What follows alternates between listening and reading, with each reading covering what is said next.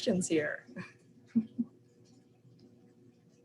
I'm going to go ahead and leave the poll up a little longer in case we get a few more people logging in, but let's go ahead and get started. I'm Cassandra Brown, and I am the program manager for the OFFER program at Ohio State. And very happy to have you all here today, including those of you watching a recording later.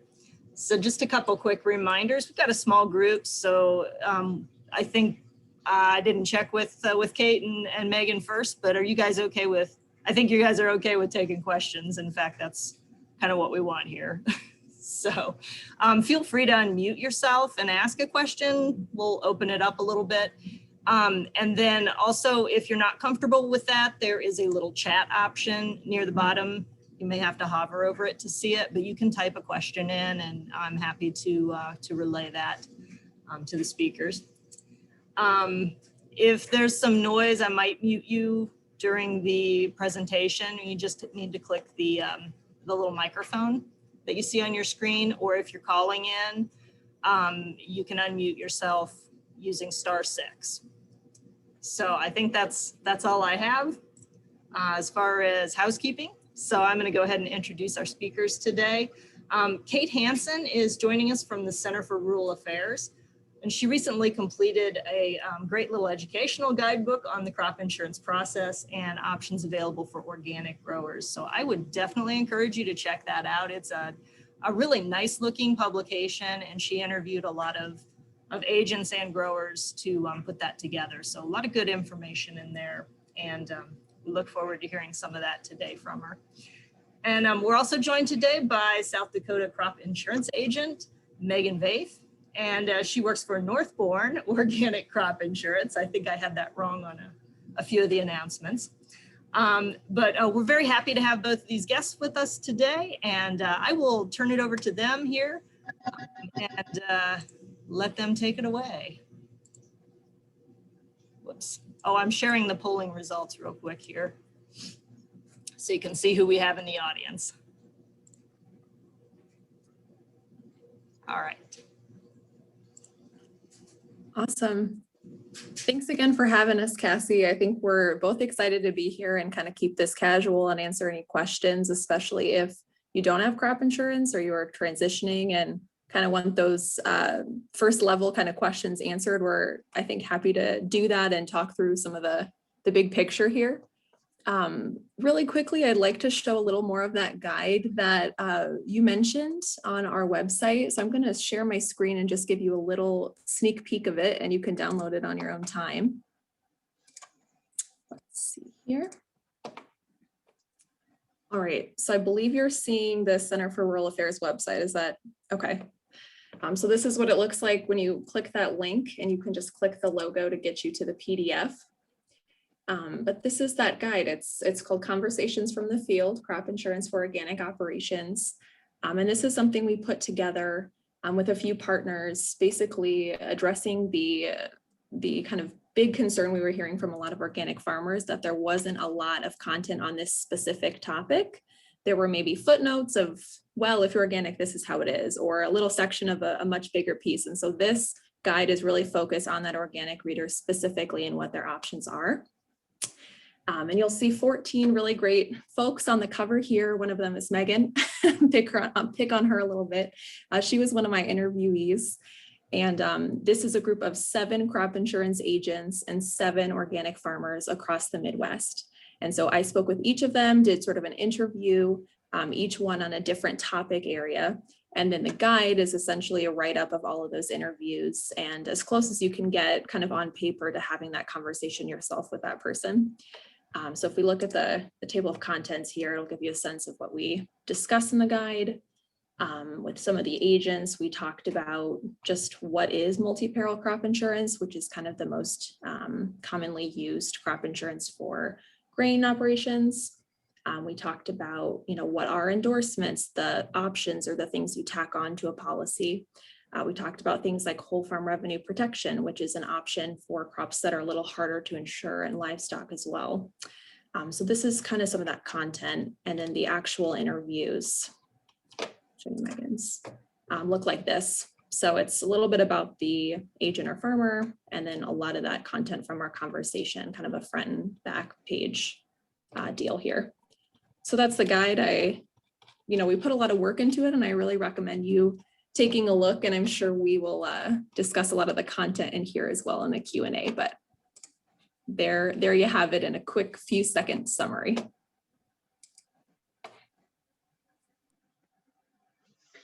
I can quickly introduce myself as well. So like Cassie said, my name is Megan Vaith, and I own Northbourne Organic Crop Insurance. And I guess the reason why I kind of started this business is I was a conventional crop insurance agent for 7 years and kind of took a look at the industry and felt like the organic farmer wasn't well represented. It seemed like every conventional agent just had 1 or 2 organic policies, and they maybe weren't giving them the attention that they needed because their main focus was on the conventional farmer, since that was the majority of their business. And to be honest, I was one of those as well.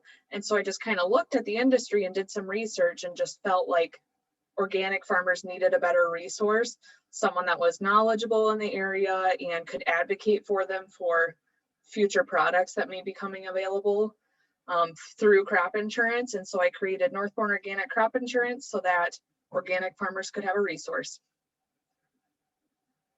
And glad to be here today. Although I am actually very surprised by the poll question that nobody currently has crop insurance on their organic crops. So if we have any brave people out there that would be willing to share a little bit on that, I would love to hear more.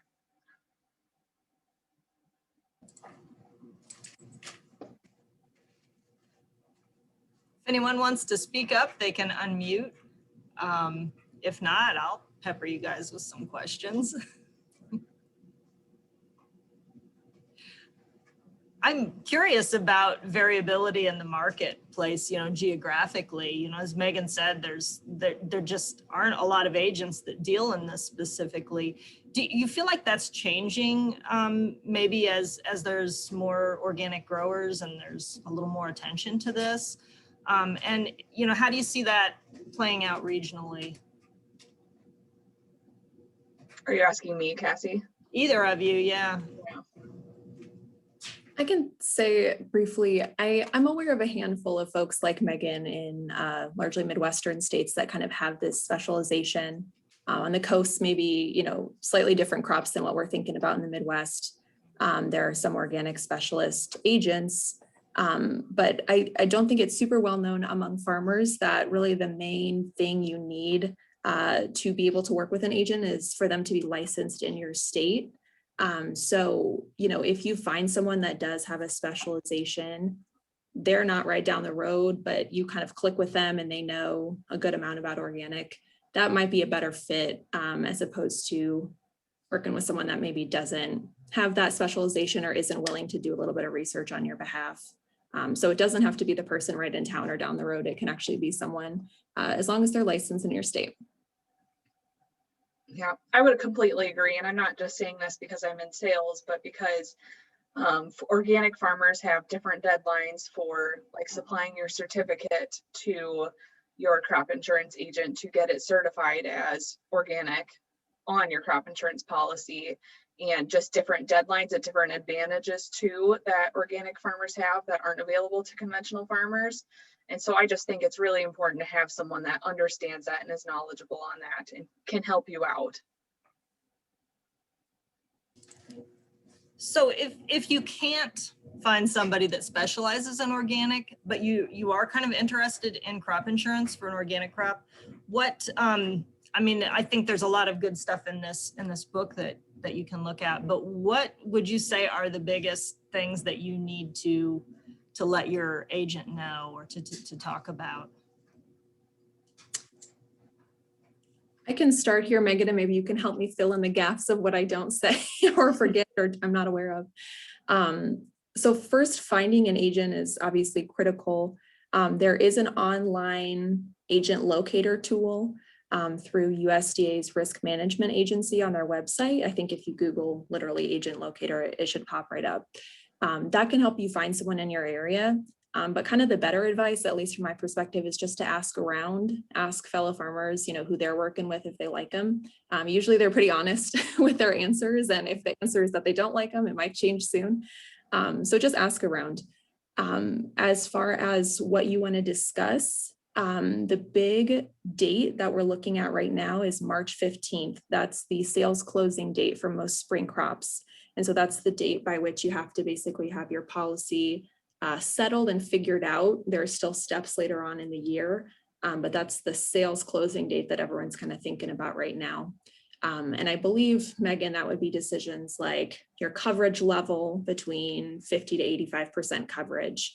That'd be things like, how is your policy structured with units? Are you adding certain options or endorsements?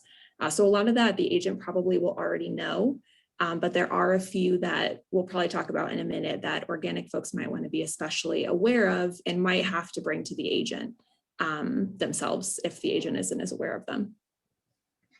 Yeah, I'd say the big topic right now, if you're going to talk to an agent, is just discussing what your planting intentions are going to be for this year and kind of narrow in on those and make sure, like if you're going to have crop insurance on those products, make sure that your expenses are covered, because realistically, crop insurance is the only input cost that actually guarantees you some sort of revenue. You can spend all the money you want on seed, fertilizer, whatever it may be, but that's not actually guaranteeing you any money, because you could have a disaster, where crop insurance will. So you need to make sure you go into that appointment kind of with some background information on, maybe what your expenses are going to be to kind of help guide what type of coverage level fits you best for the crops that you intend to plant for the current year. And now is the time. March 15th is a big, big deadline. And as far as those certification documents, those are later, right? That's the acreage reporting deadline. When would they need to send those? That is absolutely correct. So for most crops, acreage reporting deadline is July 15th. So a lot of times that is about the time frame that you need to submit your certificate to your crop insurance agent. And I've worked with a lot of people that had agents in the past that maybe didn't ask for it, or they just didn't supply it because they didn't realize the crop insurance agent needed it. And if you have a claim on your crop insurance then for that year, you could run into a lot of issues, where I have had the crop insurance company pay out claims as transitional organic instead of certified organic because they didn't have that certificate submitted in time, which changed, like for example, for last year, it changed their crop insurance price on corn from $8.67 down to $3.88 per bushel. So when you're talking $5 per acre or per bushel variability, that can really add up in the end. So dates like that and extra paperwork that conventional farmers don't have to worry about are extremely important. I think the complaint I've heard most often has been about pricing, that, the insurance companies just don't cover the higher premiums that people are used to getting for organic products.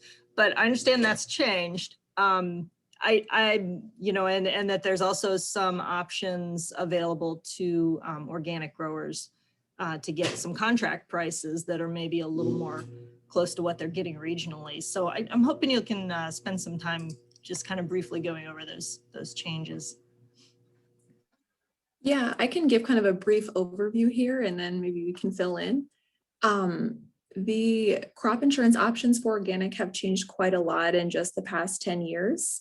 So prior, an organic farmer was looking at the options of don't insure or insure at conventional prices and essentially not actually cover what they have out there in the field or the value they have out there in the field.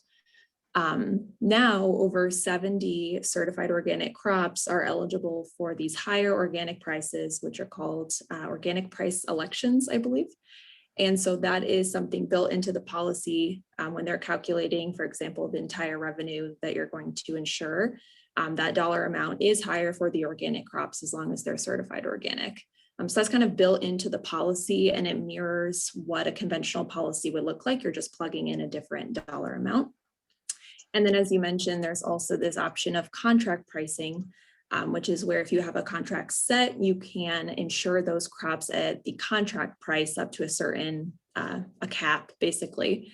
And that is a great option for a lot of folks, because if you have higher contract prices, of course, you may have a slightly higher premium you're paying, but your coverage is a whole lot better. So I know, Megan, you have a ton to say about this. I'll pass the baton. In my opinion, contract pricing is the most important avenue that organic farmers have, because it's not available to conventional farmers. And it's kind of one of the only ways to actually individualize your crop insurance coverage, where you can actually insure it at what your actual price is. So like Kate was saying, normally the crop insurance price is calculated based off of the Board of Trade for the conventional crops for the month of February. So for an example, I have the prices for corn pulled up for where it's currently sitting. And as you can tell, we're almost done with the month of February, so it's fairly close to being finalized. So for the conventional crop, the current price is $4.56, and then they use a factor to increase that, and it's usually about double. So right now, the organic price, if you're certified organic, you can insure your crops at $9.52. Now, this probably isn't likely, but if you get a really good contract secured and have a contract for, $12 per bushel or $15 per bushel, and you supply that to your crop insurance agent by Acreage Reporting deadline, which again is around the July 15th timeframe, you can actually use that as your crop insurance price. So you could realistically have insurance on $15 a bushel instead of $9.50. Now, with the way the markets are sitting right now, it's probably not likely. But in order to utilize this contract pricing, you have to have a special option on your policy by the sales closing date of March 15th. And that's kind of like you can have it on your policy just so it's there to protect you in case you want to use it, but you don't have to. And so you're only charged extra premium if you actually use it and get a higher price in that situation. So in my opinion, the best thing to do is make sure you have contract pricing on your policy, and then you can decide later on around July timeframe whether you want to actually utilize it or not. Does that work for people growing, maybe horticultural crops too? Is that a possibility for them? Yes, and it depends on kind of the insurance regulations, which it's different for every county and what crops are available and all of that. But yes, it'd be the same type of thing there. And then another thing that works really well for like the horticultural type crops is whole farm revenue protection. And that's a policy that's really beneficial to organic farmers because you can actually insure every single commodity available through that policy, including livestock. So it really can cover your entire operation. And you can use your contract prices on that to guarantee your revenue. So that's kind of completely different from the standard crop insurance policy where we talk about like bushel guarantee and all of that kind of thing. So whole farm revenue protection is specifically based off of your revenue for the year. So they kind of look at your Schedule F income over the last 5 years to come up with a baseline guarantee for what your guaranteed revenue will be for this coming year.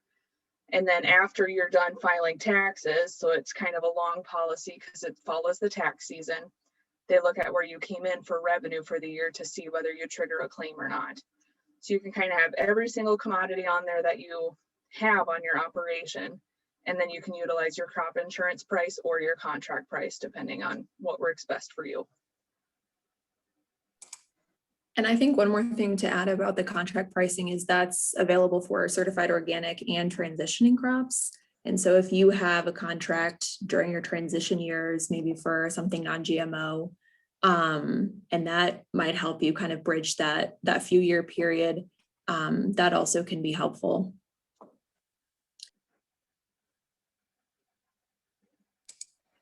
Also, if folks have more questions about whole farm, that is kind of its own thing, but we could totally delve in there if people are curious about it.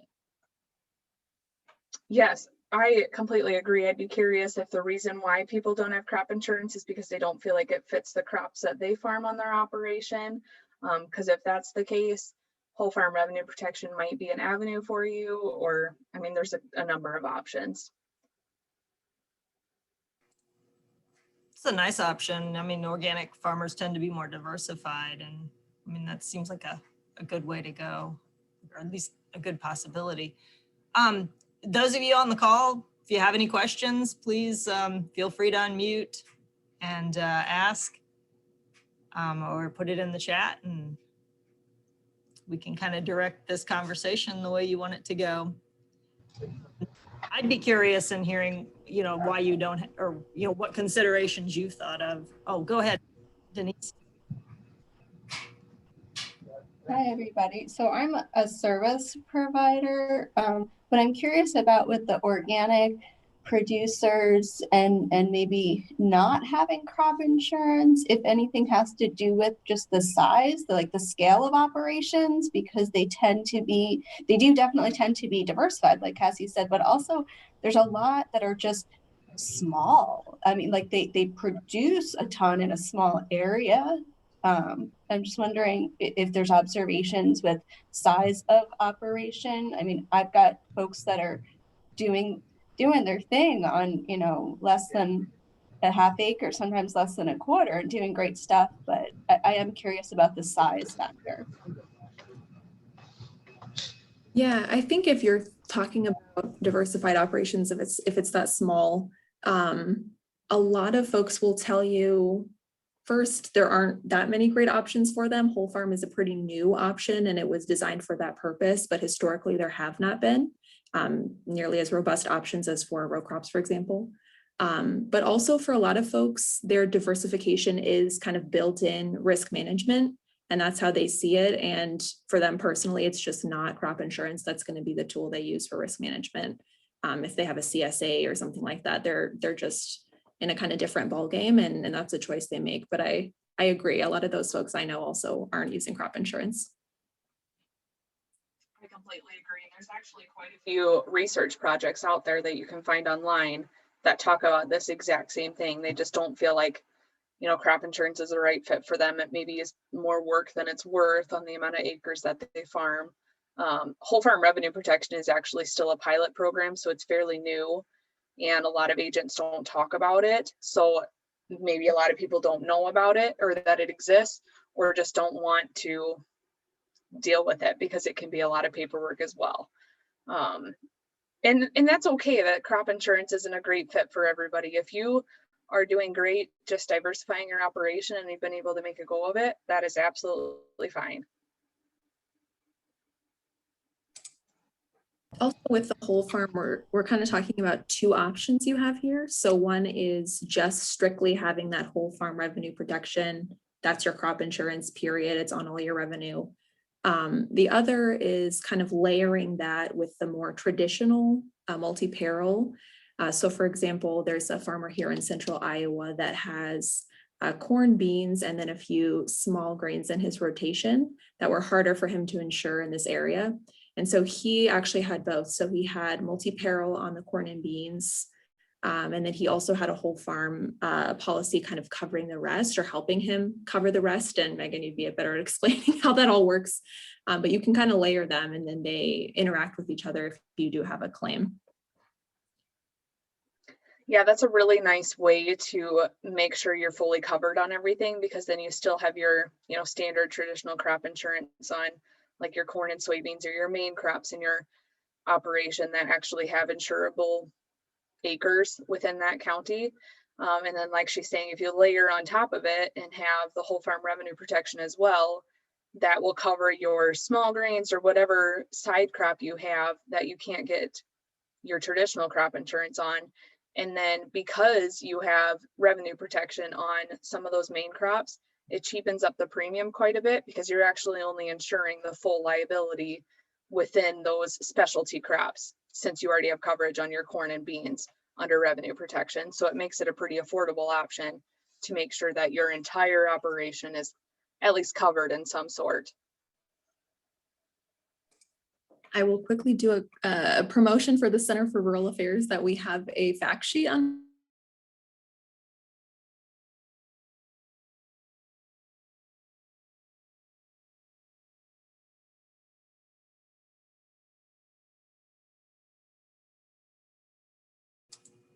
Oh, Kate, you froze up.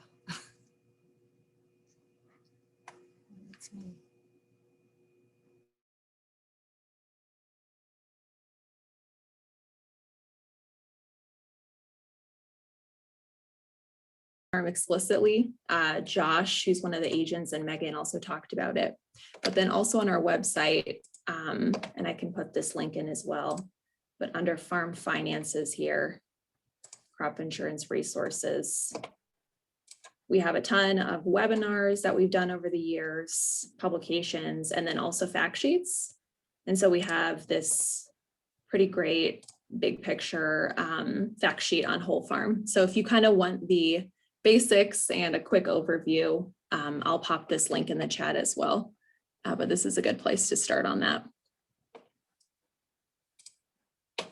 And if that is a product that you're looking for, I would just put a plug in here as the earlier you start the process of the paperwork and all of that, the better. The sales closing date for whole farm revenue protection is the same as it is for revenue protection. So March 15th is coming up pretty darn quickly here.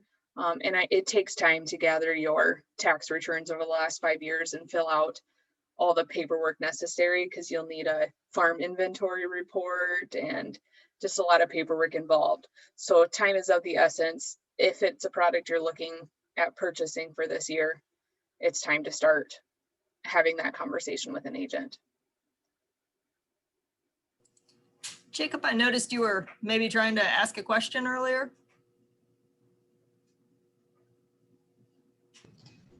Yeah, so I was kind of curious about what the options are. This might be a little specific of a question, but for transitioning farmers. So we're transitioning our acres over. We're corn, bean, and wheat farmers. And I've talked to a couple insurance agents about insurance, and we insured our conventional crops before, but with the transition, basically the way it was explained to me was that our yield averages would drop so much that we were kind of questioning whether it'd be even worth insuring, since I think we'll grow high yielding crops, but the insurance would kick in at such a low margin that would be like, okay, what are we spending our money on? So if you could kind of just walk us through that and kind of what that process looked like and what the options are, that would be really beneficial.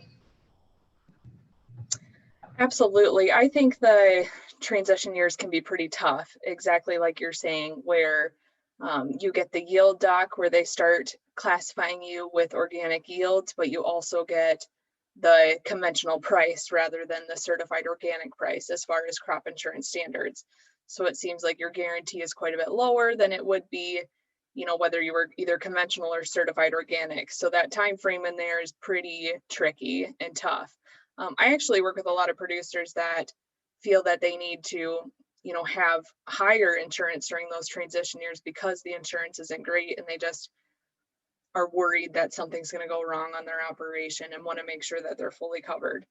But everybody has a different opinion and can do that differently, because crop insurance is definitely not a one size fits all type of policy. I don't know if you have anything to add there, Kate. I kind of lost my train of thought. No, you're fine. I wonder if you could talk a little more about like working in the average yields or working in your personal yields after you're certified, and kind of how that process works over the years.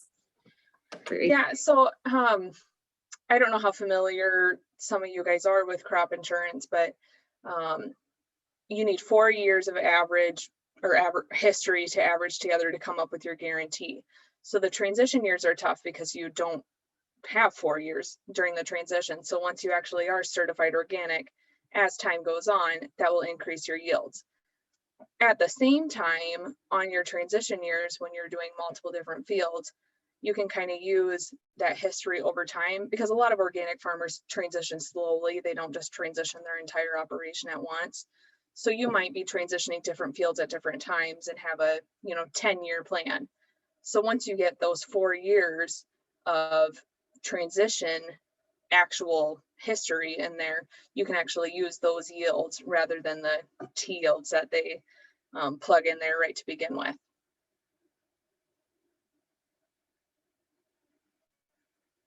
And then another big thing too that I think is beneficial to farmers that are transitioning some of their acres, or maybe their intention is to have both conventional and organic crop insurance in the long term, is to think about creating a separate entity for your organic acres. depending on your unit structure that you decide to insure your crop insurance with, you could actually have, you know, your organic acres mixed in with your conventional. And what I mean by that, if you're familiar with unit structures, if you insure under enterprise units, all of the acres planted to that crop in the county will be mixed together come claim time to see whether you trigger a claim or not. So like if we're just talking about corn, both your conventional acres and your transition acres and potentially your certified acres, if you fit all three categories, would be all mixed together to see if you trigger a loss. And just like you're saying, the crop insurance isn't all that great during the transition years. So since that insurance isn't great and you're probably going to outgrow what your guarantee is on those acres, you will probably throw yourself out of a loss, even if either your conventional or certified organic acres do poorly because of that. And so that's where I think it's really nice to maybe create a separate entity for your organic acres to make sure it's separate, but still get the benefit of getting the premium discount on the enterprise unit acres.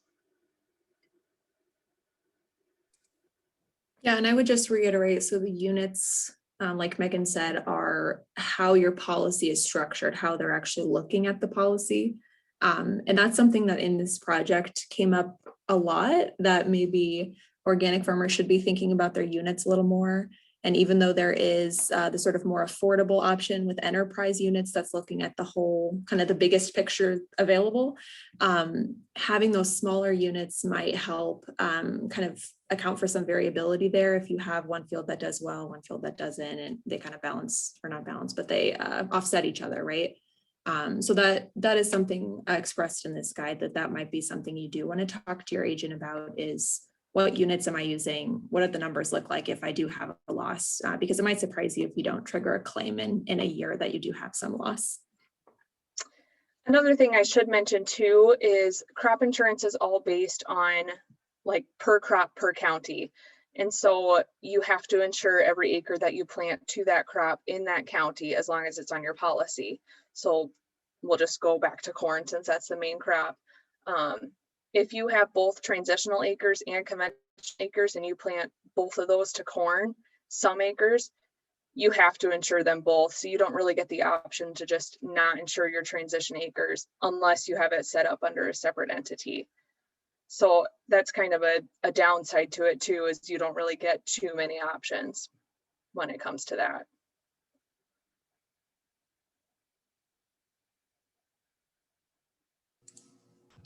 So how does this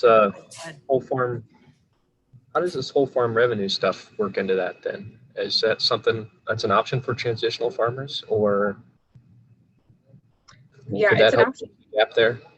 It's an option for everybody. So basically what you're going to do is, like, if you want to insure your conventional acres under the same entity as your transition acres, you would have kind of separate categories on them. So you would have your conventional, you know, average yield and the price, and that would be one line of, I guess, guarantees in a sense. And then you'd have another one for your transitioning acres, and you'd have to, you know, put in there what your expected yield is going to be for the current year. And then depending on what you get for a price, and that would be set in the summer.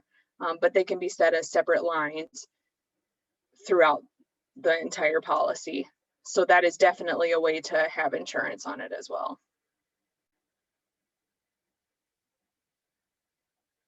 Does that answer your question? Possibly. I'm kind of lost, but I'll just have to learn more about everything. So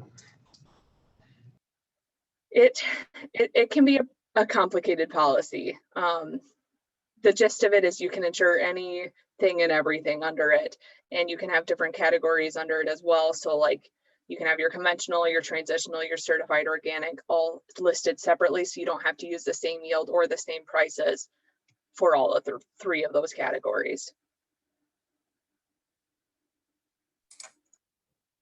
Yeah, I think just to provide some context here, this one is kind of the odd man out, right? Most farmers, I think 95% in the state I'm in Iowa, on something like corn, they are using that multi-peril type policy. They are harvesting, they're looking at their yields, if they have a loss, they file a claim, and it's kind of like usually wrapped up by the end of the year.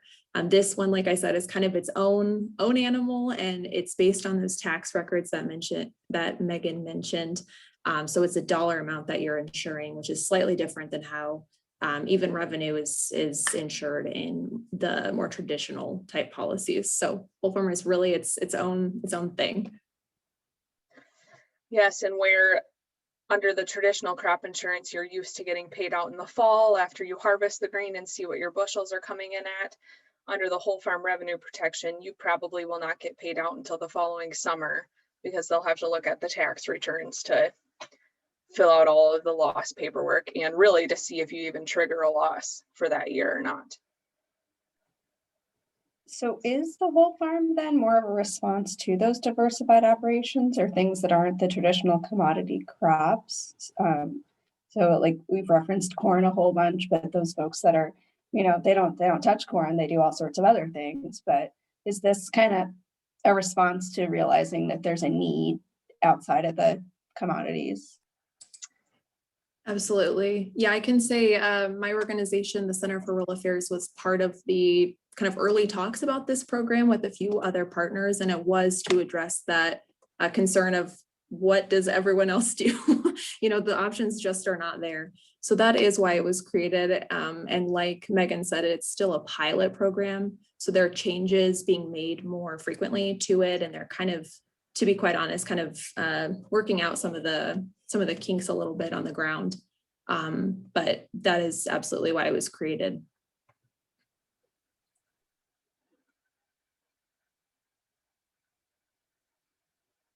Yeah, I don't think it was specifically created for the organic farmer in mind, but more so like the people on the coast that do like a bunch of different fruits and vegetables and stuff like that.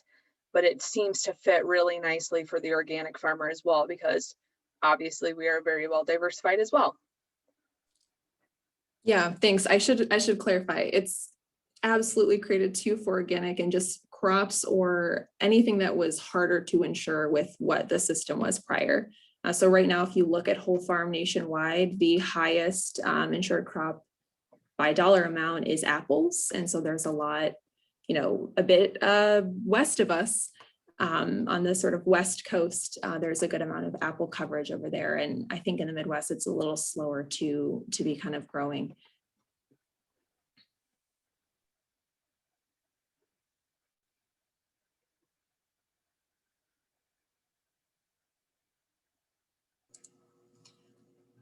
What are some things that people expect crop insurance to cover that it doesn't? Can you share some of those surprises, since I feel like some of our people are not that familiar with insurance? Yeah, I would say that crop insurance covers any natural disaster is kind of the gist of it. So like weather related or something like that. Now, if you have someone that drives by your field and I don't know, something random, like they are smoking a cigarette and they throw the cigarette into the field and it starts a fire, that is a third party damage. So that is not covered under your traditional crop insurance policy. So really the main thing to remember on that is just any natural type of loss is covered. I'd say the main ones that we see are like excess moisture or flooding or drought is the most common ones. Yeah, I would add to if you're an orchard or an operation, for example, they have trees, of course, you're insuring your crop of the apple, but you're not actually insuring your trees. So if you have tree damage and it takes you a few years to replace trees, or you're kind of waiting until they start producing at what you'd expect, it's not covering those trees. That'd be a different type of insurance. It's exclusively the crop. And another bit of context here is there are kind of two bodies or two types of crop insurance. The one we're mostly talking about here, and the one that most folks are using as their main crop insurance, is federally subsidized crop insurance through USDA. So that's all set by USDA's risk management agency. It's all kind of standard across the board. But there are private policies that you can buy from your independent insurance company. Your agent will probably be able to sell you both. But those are different types of policies. That might be hail coverage. It might be, fire protection if you're in a state that's a concern. So those are kind of two things existing at once, but the main one that most folks are using is going to be the federally subsidized and kind of filling in some risk maybe with the private. Yeah, and I'd say organic farmers maybe use some of those private products a little bit more than the conventional farmers. Like I see a lot more fire insurance questions with organic farmers for those that are using like flame weeding and just want to make sure that they're fully covered in those kinds of practices. And fire insurance can be pretty cheap, like 15 cents to 25 cents per $100 of coverage. So it's a pretty cheap way to just make sure that you're covered in case some sort of disaster happens. But you're exactly right. There are definitely private products as well that are more specific on what they cover, whether it's hail or wind or fire. Any last questions as we wrap up here?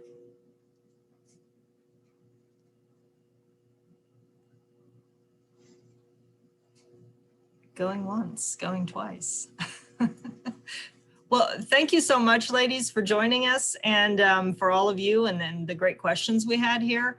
Again, if you can't see the chat, feel free to reach out to me.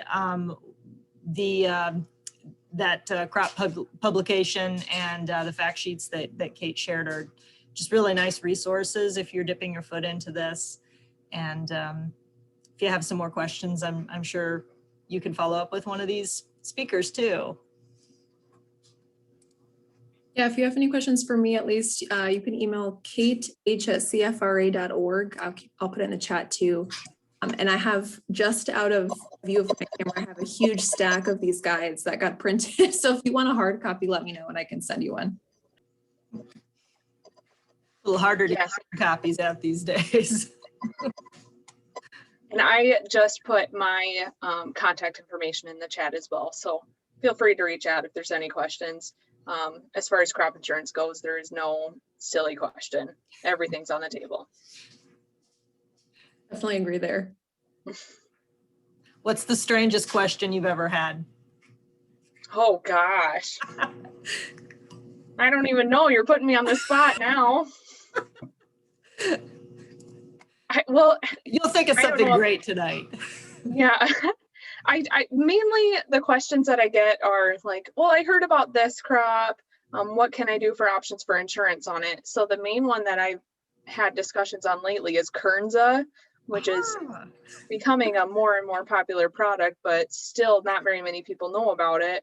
And definitely not an insurable crop at this point, and hopefully getting that changed in the future. But that's probably been the most conversations I've had lately that have been kind of interesting, I guess. I don't know if that's a crazy question, but interesting. No insurance on trial crops that have not been proven yet. Nope, for the most part, not.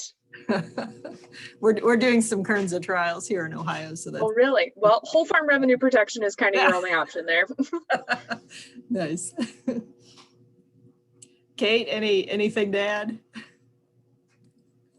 I don't know. I guess similarly, sometimes folks hear about something that is an active program or an option in a totally different part of the country, and I have to be the kind of killjoy that tells them it's not available in our area or something like that. Just bringing in ideas is always great, though.